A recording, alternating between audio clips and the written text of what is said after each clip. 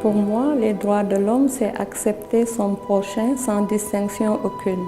C'est le respect de l'individu, c'est le respect de tout être humain, c'est le respect des droits de chacun. Comment protéger l'homme par ses droits?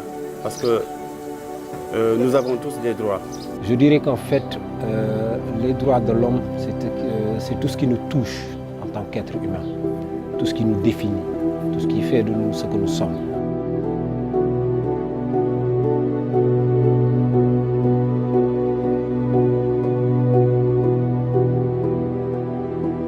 Tous les êtres humains naissent libres, égaux, en dignité et en droit, et sans discrimination aucune, basée sur leurs croyances religieuses, sur leur race, sur leurs pratiques coutumières et aussi orientation sexuelle.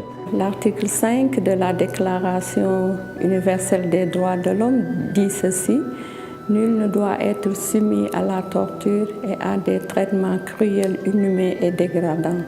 Fort de cela, le CAPREC oriente son action dans la prise en charge des victimes. Il y a 10 ans, il n'y avait pas ce centre. Il n'y avait absolument rien ici. C'était juste un terrain vague.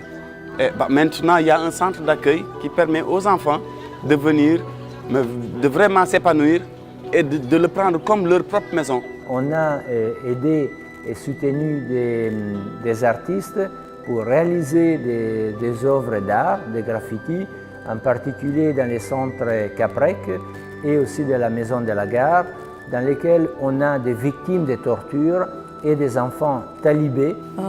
Avec le soutien du Haut Commissariat aux droits de l'homme, nous avons eu l'appui d'artistes, graffitistes qui ont bien voulu mettre en place des œuvres illustratives de dessins d'espoir qui suscitent le bénéficiaire à entrer dans un lieu où ses droits seront respectés.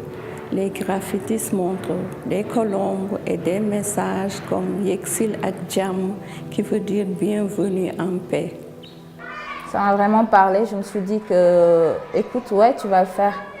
Tu vas le faire, tu en parles souvent dans tes slams, ok, tu parles des violences, ok, mais là, tu vas le faire autrement, tu vas le graffer. C'est un truc qui va rester, c'est une œuvre, c'est des murs, c'est un centre, c'est un endroit où des gens vont venir. C'est un endroit où des gens vont essayer de trouver le réconfort, la paix, la tranquillité. Et tu auras, même si c'est 1%, je me suis dit que voilà, Zenix, tu auras participé à ça, quoi. Ce tableau est universel. C'est un fresque qui est assez universel. Dans ce tableau, on parle d'exploitation des enfants. Dans ce tableau, on parle de droits de l'homme. Dans ce tableau, on parle d'articles sur le domaine de l'enfance, le droit à la protection de l'enfant.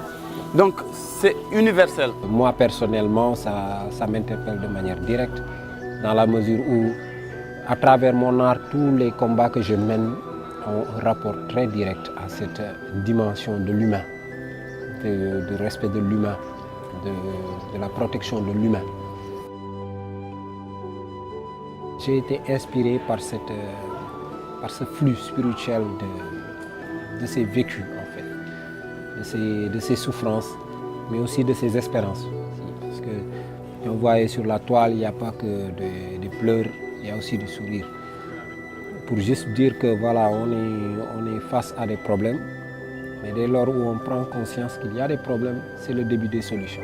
Avec les graffitis, c'est quelque chose qui, ce n'est pas seulement quelque chose que ça va célébrer la journée d'aujourd'hui, la journée du 70e anniversaire, mais c'est quelque chose que ça va pérenniser, que ça va rester pour l'avenir. Sur l'île Saint-Louis, il y a des maisons qui sont des patrimoines de l'UNESCO. Ce tableau est pareil. Pour Maison de la Gare, c'est un patrimoine.